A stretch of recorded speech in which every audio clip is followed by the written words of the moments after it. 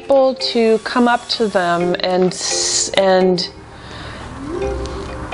have a sense of curiosity about them, and not just to come up to them and say, wow, that's a giant dog. It looks exactly like a giant dog.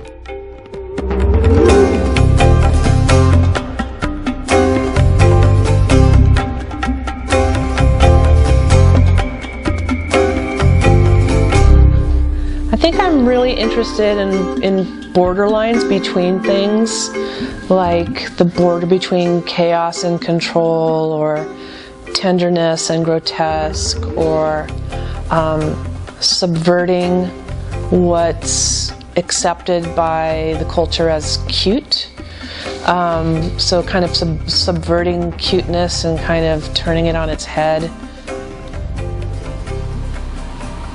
It's kind of a cultural critique, I think.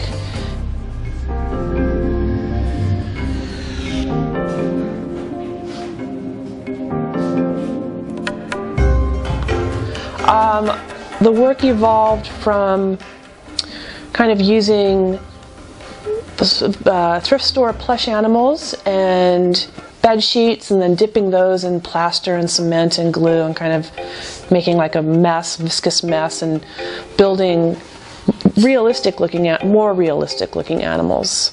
And then I just started focusing only on bedding, like cushions and pillows and quilts and bed sheets, because I liked that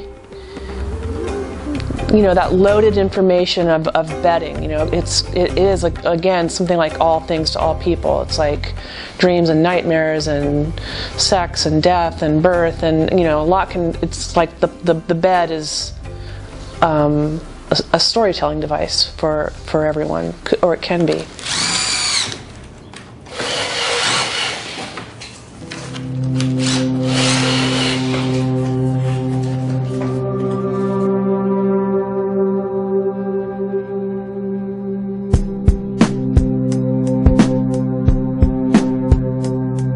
Contemporary artwork has more in common with design than not, and that's totally fine, but I think my work kind of thumbs its nose at that aesthetic.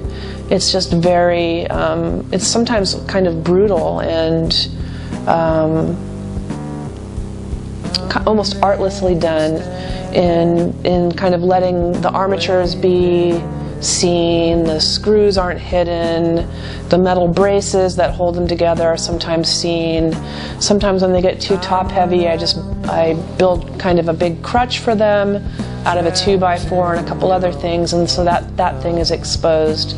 As a viewer, I kind of hope that people are torn in a few different directions while looking at the work. Like, the palette is very happy. I do think that they come from a lot of joy.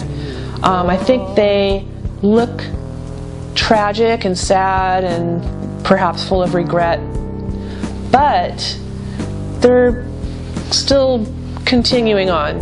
It's kind of like they're still kind of marching on, despite everything that's occurred.